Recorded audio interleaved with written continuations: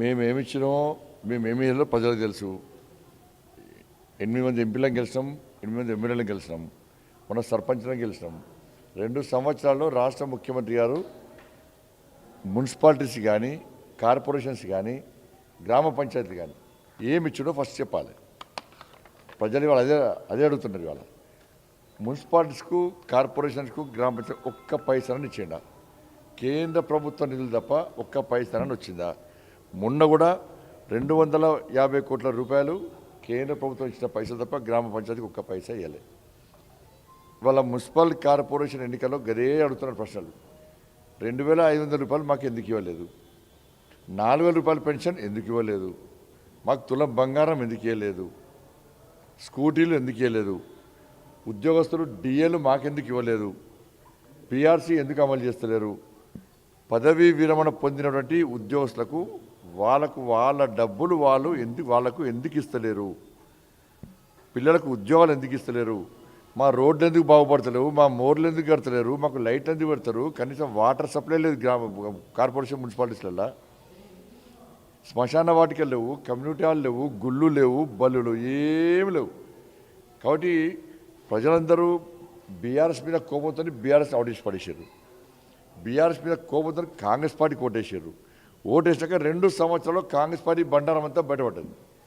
Congress party 2 సంవత్సరాల్లో ఏం చేయలే, ఇక చేసే ప్రసక్తి లేదు, ఆ పార్టీ మీద నమ్మకం లేదు అని చెప్పి భావించే ఇలా కార్పొరేషన్లో, మున్సిపల్స్లో భారతీయ జనతా పార్టీని గెలిపించాలని చెప్పి ప్రజలు ఆలోచిస్తున్నారు. అభివృద్ధిని మధ్యలో ఆపొద్దని ప్రజలు ఆలోచిస్తారు. కాబట్టి ఇవాళ ముఖ్యమంత్రి ఆ ఫ్రస్ట్రేషన్లో ఓటమిని అంగీకరించిన ముఖ్యమంత్రి గారు ఆయననే ఓటమిని అంగీకరించే ఇవాళ ఆ వ్యాఖ్యలు చేస్తున్న విషయం వాస్తవం. సేమ్ స్క్రిప్ట్ అలా స్క్రిప్ట్ గాంధీభవన్లో తయారవుతుందా, దారుసంలో తయారవుతుందా నాకే తెలియదు. ఇప్పుడు కర్నాటక గారు ఏమన్నాడు? బండి సంజయ్కి ఆయన భార్య కంటే ఆయన మీద ఎక్కువ ప్రేమ అన్నాడు. సేమ్ కామెంట్స్ చేస్తాడు. మీ ఇద్దరి మధ్య లోపాయికార ఒప్పందం జరిగిందా లేదా? కరీంనగర్లో 100 కోట్ల డీల్ జరిగిందా లేదా? వాళ్ళ కార్యకర్తలకు టికెట్లు ఇవ్వకుండా, వాళ్ళ కార్యకర్తలకు టికెట్లు డబ్బులు ఇవ్వకుండా ఇవాళ ఎంఏం పార్టీలకు డబ్బులు ఇచ్చి వాళ్ళని గెలిపించి వాళ్ళకి మేయర్ ఇచ్చి వాళ్ళ పార్టీని వాళ్ళే భూస్థాపితం చేసుకుందామని చెప్పి కాంగ్రెస్ పార్టీ నాయకులు ఆలోచిస్తున్నారంటే కాంగ్రెస్ పార్టీ కార్యకర్తలు, కాంగ్రెస్ పార్టీ అభ్యర్థులు ఆలోచించాలి. మీ ఇద్దరి మధ్య రూపాయికి ఒప్పందం కుదిరింది, మేయర్ వాళ్ళకి ఇస్తున్నారు, మీరు గెలిచే పరిస్థితి లేదు కాబట్టి ఇద్దరు కలిసి మమ్మల్ని అడుక్కునే ప్రయత్నం చేస్తున్నారు. అది కాని పని.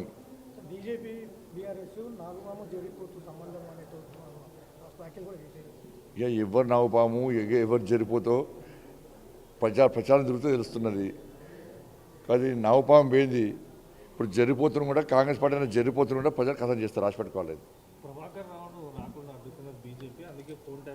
ఇప్పుడు ముఖ్యమంత్రి గారు చేతకాంతరం అంతా ఇంకొని నిలుపుతాడు.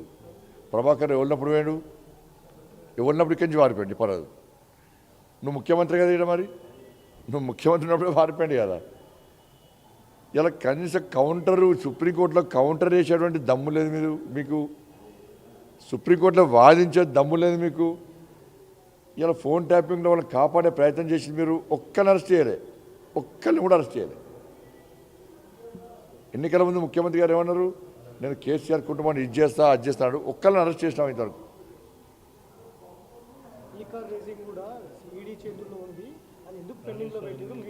మరి అరెస్ట్ అయితే ఎందుకన్నాడు? విచారణ స్టార్ట్ చేసినామని ఎందుకు ఈడీకి ఎందుకు లెటర్ రాయలే? లెటర్ రాయి, వాళ్ళు వివరాలు ఇస్తారు కదా. అన్నీ తప్పించుకోడు. అంటే సిబిఐకి ఇష్టం కదా అనడు, లేకపోతే ఈడీకి ఇష్టం కదా అని చెప్పండి. నాతో చేత కాదు, నాలో నా రక్తంలో నాకు ఆవేశం లేదు, నాకు రేషం లేదు, నాకు రోషం లేదు, కేసీఆర్ కుటుంబాన్ని అరెస్ట్ చేసే దమ్ము లేదు అని చెప్పండి. అప్పుడు రాయమని చెప్పండి, మేము చూస్తాం అప్పుడు.